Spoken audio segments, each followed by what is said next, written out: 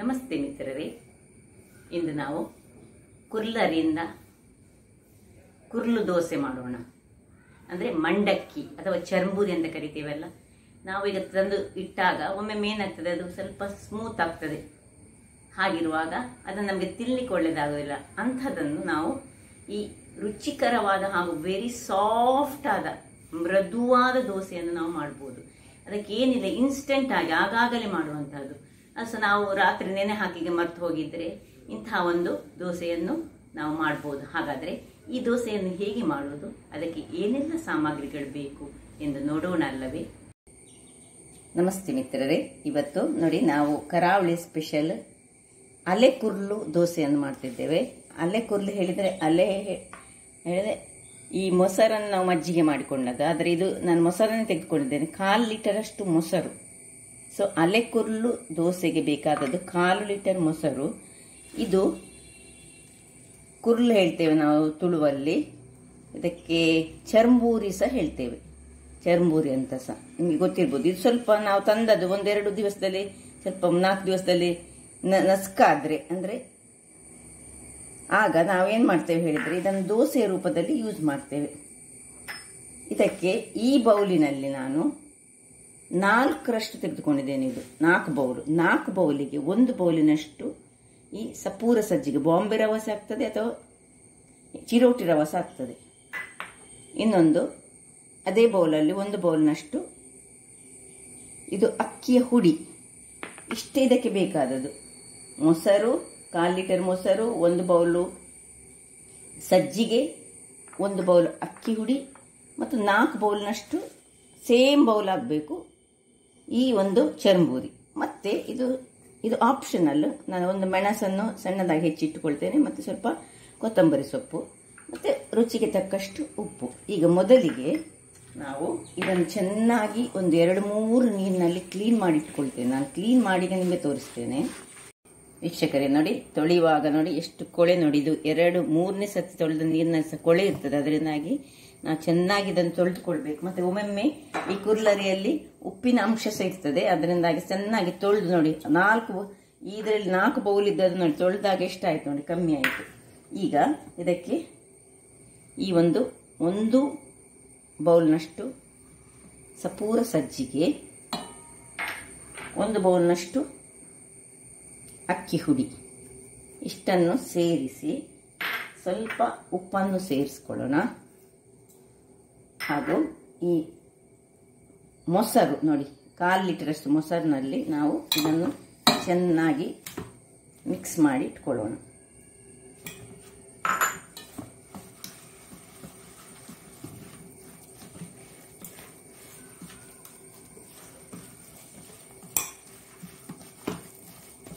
ಹೀಗೆ ಮಿಕ್ಸ್ ಮಾಡಿ ಸ್ವಲ್ಪವೇ ಸ್ವಲ್ಪ ನೀರನ್ನು ಹಾಕಿ ಹೀಗೆ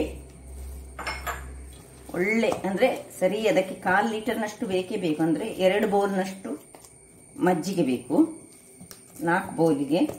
ಹೀಗೆ ಮಾಡಿ ನನಗೆ ಮುಚ್ಚಿಟ್ಟು 15 ನಿಮಿಷಗಳ ಕಾಲ ಹಾಗೆ ಅದನ್ನು ನೆನೆಯಲಿಕ್ಕೆ ಬಿಡೋಣ. ವೀಕ್ಷಕರೇ, ಇಲ್ಲಿ ನೋಡಿ, ಇದು 10-15 ನಿಮಿಷಗಳ ಕಾಲ ನೆನೆದಿದೆ. ಈಗ ಇದನ್ನು ನಾವು ಒಂದು ಮಿಕ್ಸಿ ಜಾರಿಗೆ ಹಾಕಿ ಒಳ್ಳೆಯದಾಗಿ ಇದನ್ನು ಗ್ರೈಂಡ್ ಮಾಡಿಕೊಳ್ಳೋಣ. ಉಪ್ಪು ಎಲ್ಲ ಹಾಕ್ಕೊಂಡಿದ್ದೇವೆ. ಇದು ಇನ್ಸ್ಟೆಂಟ್ ದೋಸೆ, ಕುರ್ಲರಿಯ ಇನ್ಸ್ಟೆಂಟ್ ದೋಸೆ ನೋಡಿ. ಇದಕ್ಕೆ ಸ್ವಲ್ಪ ಇನ್ನು ನೀರನ್ನು ಹಾಕ್ಕೊಂಡು ನಾನು ಒಳ್ಳೆ ಫೈನಾದ ಪೇಸ್ಟನ್ನು ಮಾಡಿ ತರ್ತೇನೆ. ನೋಡಿ ವೀಕ್ಷಕರೇ, ನೋಡಿ ಇಷ್ಟು ಒಳ್ಳೆ ಫೈನಾಗಿ ಇದಾಗಬೇಕು. ಈಗ ಇದನ್ನು ಇದಕ್ಕೆ ತೆಗೆದುಕೊಳ್ಳೋಣ. ಇಷ್ಟು ದಪ್ಪ ಬೇಡ ನಮಗೆ. ಈಗ ನಮ್ಮ ಸ್ವಲ್ಪ ಮಿಕ್ಸಿ ತೊಳೆದ ನೀರನ್ನು ಸಹ ಇದಕ್ಕೆ ಸೇರಿಸಿ ನಾನು ಹದ ಮಾಡಿಕೊಂಡು ನಿಮಗೆ ತೋರಿಸ್ತೇನೆ. ನೋಡಿ ವೀಕ್ಷಕರೇ, ಸ್ವಲ್ಪ ಮಿಕ್ಸಿ ತೊಳೆದ ನೀರನ್ನು ಸಹ ಹಾಕೊಂಡೆ. ನೋಡಿ ಇಷ್ಟು ದಪ್ಪದಲ್ಲಿ ಇದು. ಈಗ ಹೇಗೆ ನಾವು ಈ ದೋಸೆಗೆ, ಇಡ್ಲಿಗೆಲ್ಲ ಹೀಗೆ ತಿರುಗಿಸ್ತೇವೆ ನೋಡಿ, ಹಾಗೆ ಸ್ವಲ್ಪ ಹೊತ್ತು ತಿರುಗಿಸ್ಕೊಳ್ಳೋಣ. ಇದಕ್ಕೆ ಸೋಡಾ ಹಾಕ್ಲಿಕ್ಕಿಲ್ಲ ಅಥವಾ ಏನು ಬೇಡ. ಇದು ಅಥೆಂಟಿಕ್ ಒಂದು ಹಿರಿಯರ ಟೈಪಿನ ದೋಸೆ ಅಂದರೆ ಚುರುಮುರಿ ಉಳಿದಿದ್ರೆ ಅವರು ಮಾಡ್ತಿದ್ದದಂಥದ್ದು ಬಹಳ ರುಚಿಕರವಾಗಿರ್ತದೆ.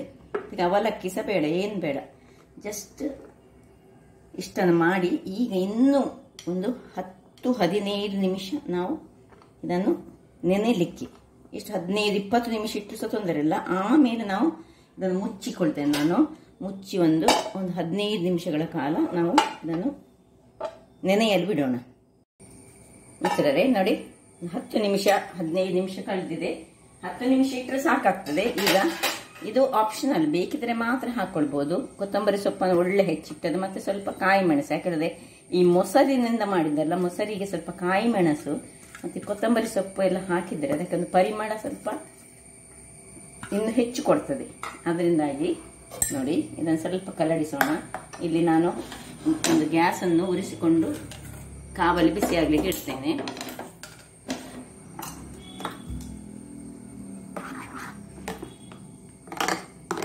ನೋಡಿ ಒಳ್ಳೆ ನೆಂದಿದೆ.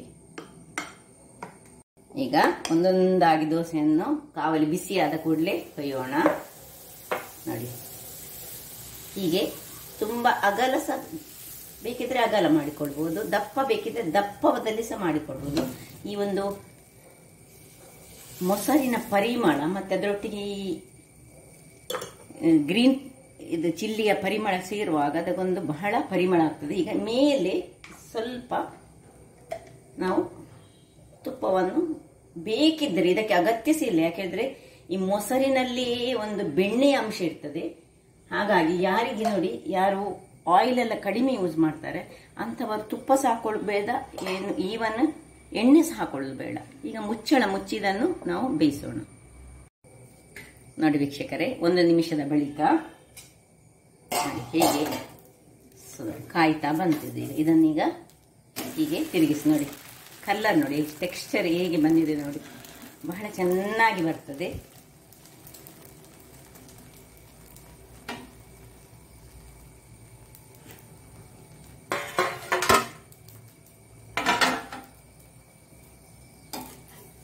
ಇಲ್ಲಿ ನೋಡಿ 1 ನಿಮಿಷಗಳ ಕಾಲ ಅಡಿ ಮೇಲೆ ಮಾಡ್ಕೊಳ್ಳೋಣ, ಆಮೇಲೆ ತೆಗೆಯುವುದು.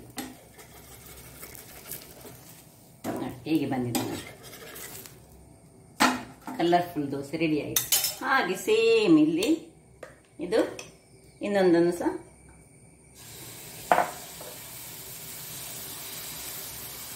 ಇದಕ್ಕೆ ಉದ್ದು ಬೇಡ, ಏನು ಬೇಡ, ಖಾಲಿ ಒಂದು ಅಕ್ಕಿ ಹುಡಿ ಮತ್ತು ಈ ಚರಂಬೂರು ಇದ್ರೆ ಆಯ್ತು. ಇದರ ಮೇಲೆ ಬೇಕಿದ್ರೆ ಮಾತ್ರ, ಬೇಡದಿದ್ರೆ ನಾನೀಗ ಹಾಕದೆ ಈಗ ನಿಮಗೆ ತೋರಿಸ್ತೇನೆ. ತುಪ್ಪ ಏನು ಹಾಕದಿದ್ರೆ ಸಹ ಅದು ಕ್ರೀಮಿ ಕ್ರೀಮಿ ಟೆಕ್ಸ್ಚರ್ ಅಲ್ಲೇ ಬರ್ತದೆ. ಅದರಿಂದಾಗಿ ಅಗತ್ಯ ಇಲ್ಲ. ನಾನು ಬೇಕಿದ್ರೆ ಮಕ್ಕಳಿಗೆ ಹಾಕುವಾಗ ಮಾತ್ರ ಸ್ವಲ್ಪ ತುಪ್ಪ ಹಾಕೊಂಡು ಮಾಡಬಹುದು, ಇಲ್ಲದಿದ್ರೆ ನೋಡಿ ಈಗ ಮುಚ್ಚಿ ಬಿಡ್ತೇನೆ. ಈಗ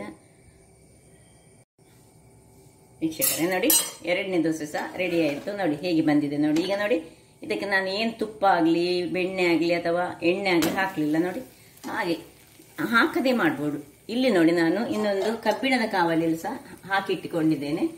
ಇದು ಸಹ ಚೆನ್ನಾಗಿ ಬರ್ತದೆ. ಇದು ಸ್ವಲ್ಪ ಕಾಯಬೇಕು. ಅದಕ್ಕೆ ಕಬ್ಬಿಣ ಕಾವಲಿಯಲ್ಲಿ ಮಾಡುವಾಗ ಮಾತ್ರ ನಾವು ಏನ್ ಮಾಡ್ಬೇಕು ಹೇಳಿದ್ರೆ, ಸ್ವಲ್ಪ ಎಣ್ಣೆಯನ್ನು ನಾವು ಹಾಕಿ ಸ್ವಲ್ಪ ನೀರುಳ್ಳಿಯಲ್ಲಿ ಆ ಎಣ್ಣೆಯನ್ನು ತೆಗೆದುಕೊಳ್ಬೇಕು, ಆಮೇಲೆ ಹಾಕೊಂಡು ಮಾಡ್ಬೇಕಂದ್ರೆ ಇದು ಸಹ ಒಳ್ಳೆದಾಗಿ ಬರ್ತದೆ ಕಬ್ಬಿಣದ ಕಾವಲಿ. ಇಲ್ಲಿ ನೋಡಿ, ಇದು ಈಗ ರೆಡಿ ಆಯಿತು.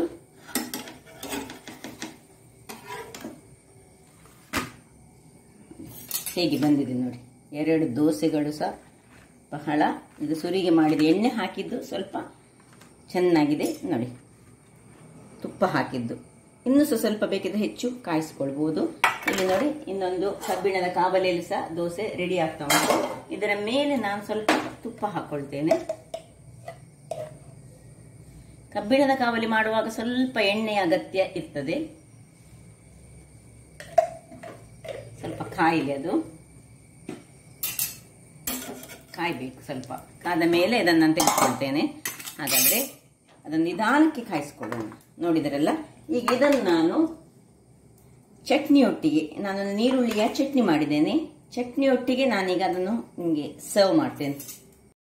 ಇಲ್ಲಿ ನೋಡಿ, ಚಟ್ನಿ ಸಹ ಸ್ವಲ್ಪ ಚಟ್ನಿಯೊಂದಿಗೆ,